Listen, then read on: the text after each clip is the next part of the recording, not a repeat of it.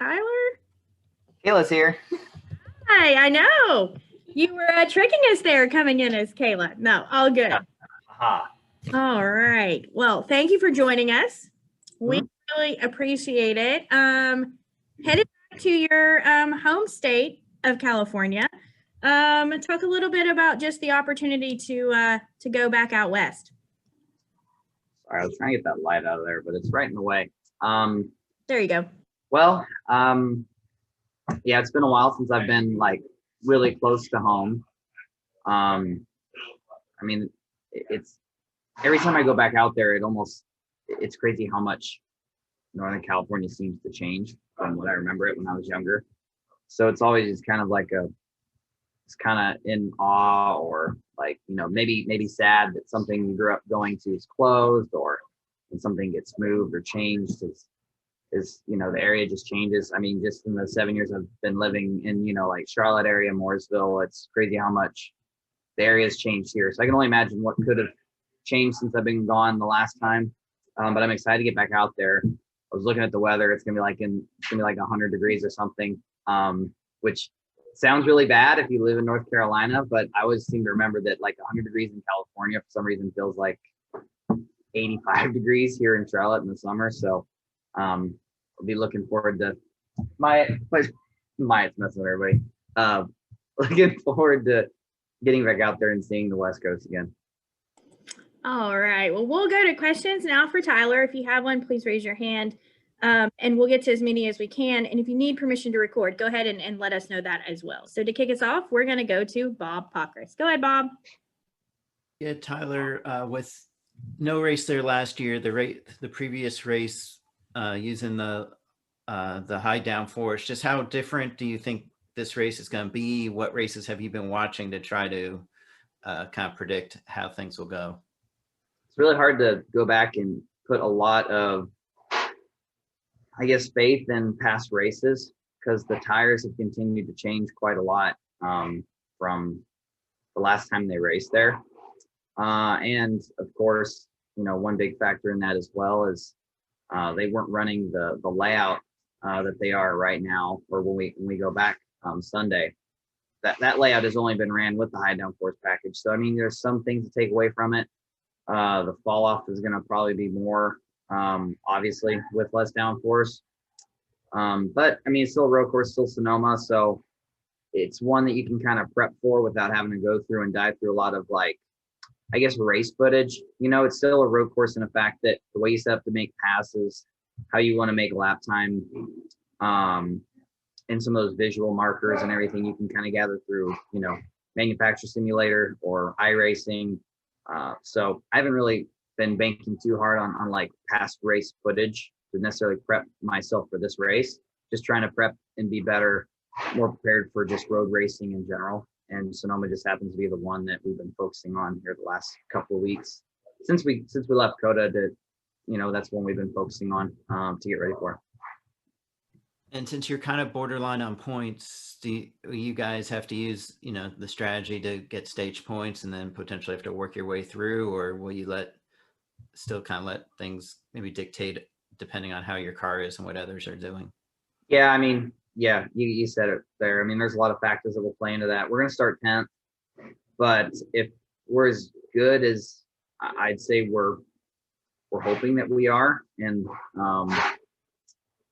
I mean, the amount of work we've been putting in, the only 2 laps really got in the cup car in the dry. We were pretty quick. Yeah, it was qualifying trim. You're not thinking about saving your tires or whatever, but it makes me feel like, it gives me a sense of hope that we could go into Sonoma. Yeah, I've never seen it, right? But it seems like we've been hitting it pretty good on the road courses here lately. I mean, there's a good chance we could roll in there again, never seeing it, and still be pretty quick.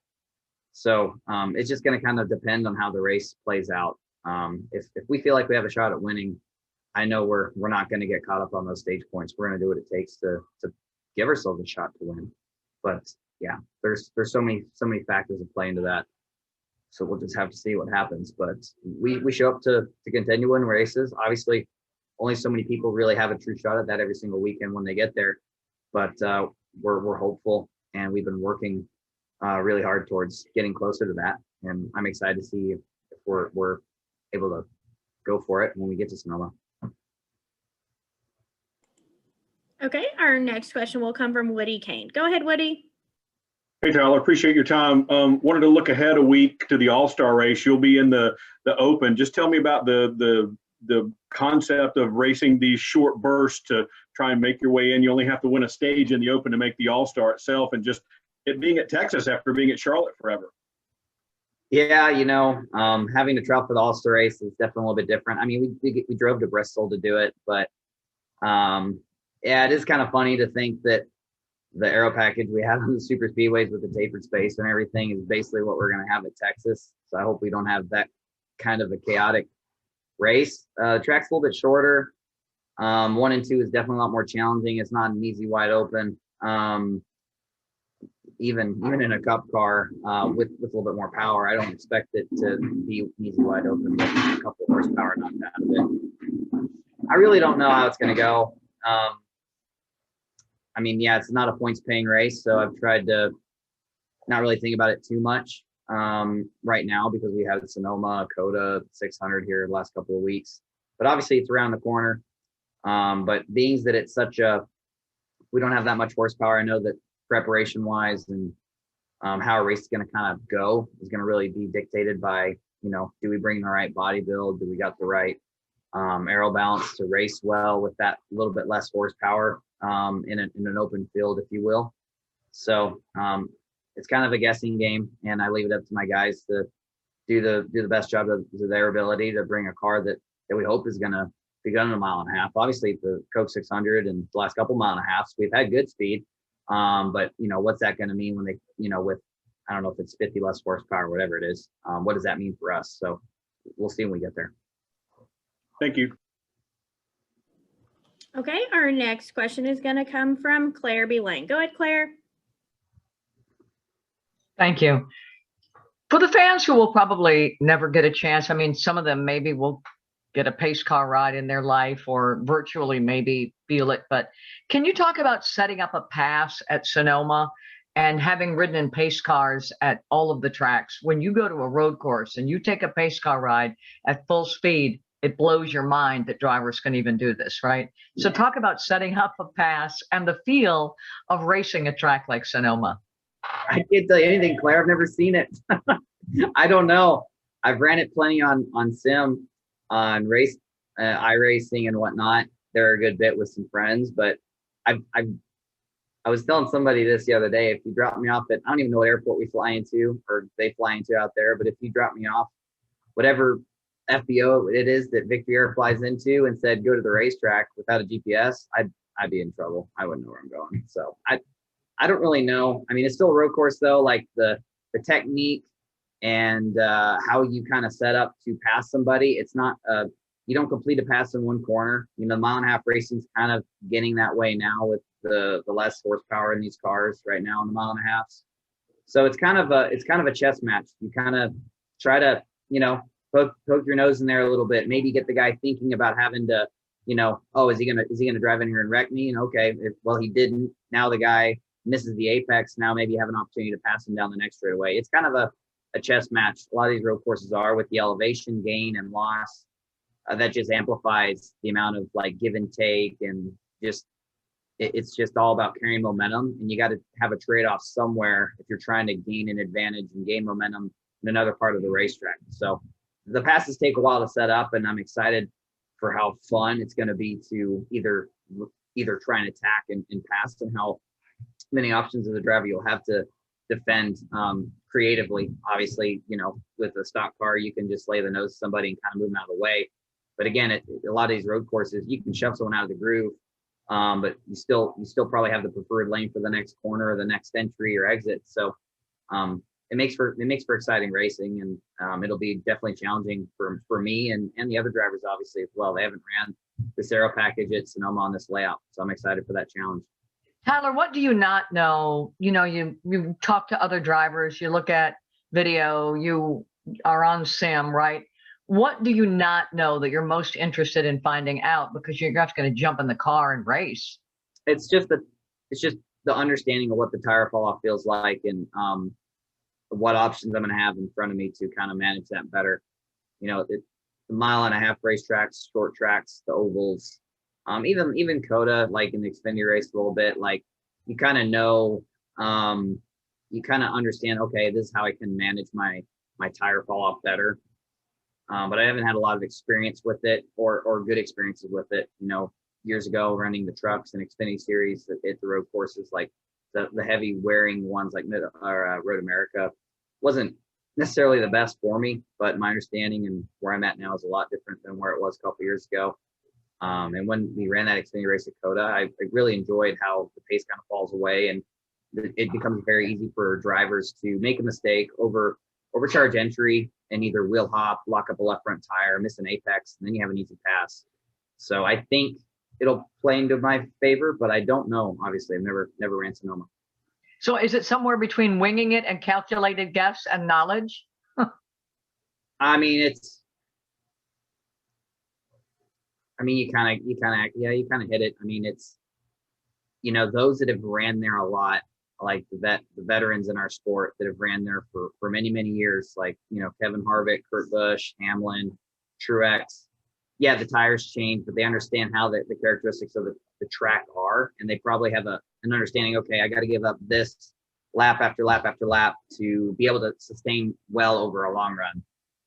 Where a guy like me, where I'm coming in, I think I'm gonna have to kind of wing that because, yeah, I can look at lap times and understand the pace fall off from years previous, but again, it's a different layout, different horsepower package, so it'd be really hard to, or downforce package, excuse me, so it'd be really hard to do that.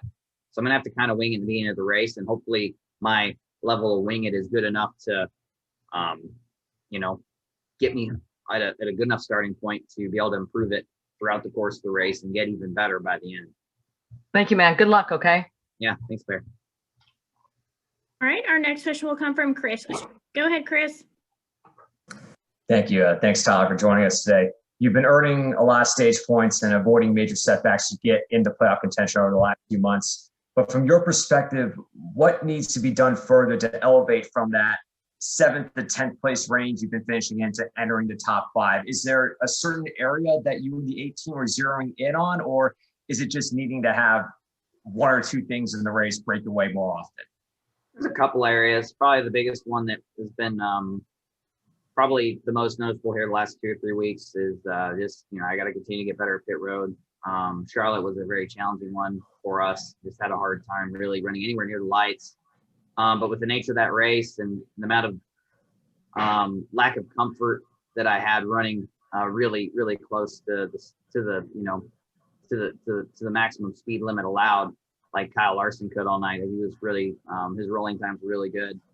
We were not, I was very off in that regard, but I was absolutely terrified of, being quite honest, to have a speeding penalty and completely derail what, you know, could be a very manageable and realistic top 10 day, even with those, you know, little crumbs left on the table. But you have to continue to find ways to get better at all the little details. It's a rolling pit road. We have been getting better, getting onto pit road, getting off of pit road, getting in on the box. We've been getting better, but the rolling time on pit road is something that I got to keep working on. And then just avoiding the little minor brain farts or mistakes along the way. Just last month or so, there's been one restart a race, I'd say, where I choose the wrong lane, anticipating where the car ahead of me is going to go, and it puts us back 2 or 3 spots. And it really changes the whole direction of the race from that point on, really splits off. So it's just little details, man, especially in the Cup Series. You can't just be really, really fast on the racetrack to win races. A lot of these guys, Kyle Busch, the Denny Hamlins of the world, the, you know, Penske drivers, the Hendrick drivers, all these big teams are really, really calculated in their risks and know how much to push at each point in the race. And they're very good at doing it. Again, I guess the experience of having to compete at this level for a number of years helps with that too. But it is nice to see, you know, for me, how much better we've been able to get at these things in about a year's time. But we still have a lot of room to go. Thank you. Okay, we're going to take our next question from Noah Lewis. Go ahead, Noah. Hey, Tyler. Yeah, I just wanted to know about the momentum that you guys are carrying right now and where you'd rate that performance. Take out Darlington and Richmond from the equation, you guys would have, I think, 7 straight top 10s. So, you know, where do you rate that over last year? And then heading into Sonoma, where would you rate your confidence level and your expectation on a track you haven't had laps on, and you won't have laps on until the green flag drops?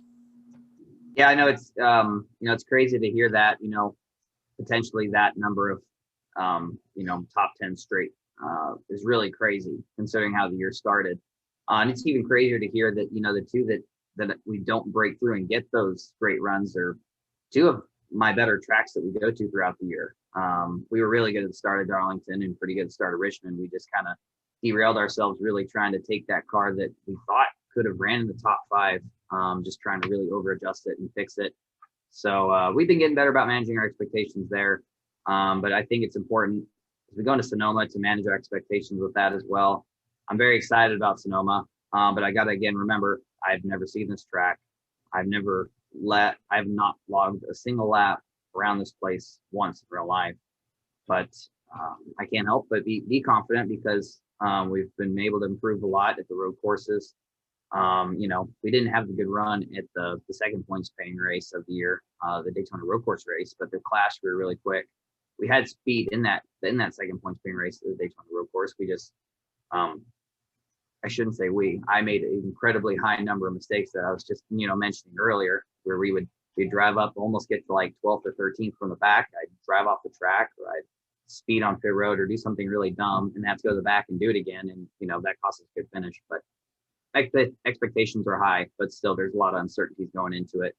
But based off of even just racing against some of the guys last night in the Pro Invitational race in Chicago, I feel good about where I'm kind of at with, understanding how to set up passes. Again, street course, not Sonoma, but I feel good kind of racing against some of those guys and understanding I think we're in a good place and I'm going in the right direction to, even if we don't have the utmost speed, be able to really pressure other teams, drivers in spots and hopefully still advance our track position throughout the day. Thanks, Tyler. All right. I do not see any additional questions. So, Tyler, thank you so much for joining us today, and we wish you the best of luck this weekend. All right. Thank you, everyone. Thanks for the time.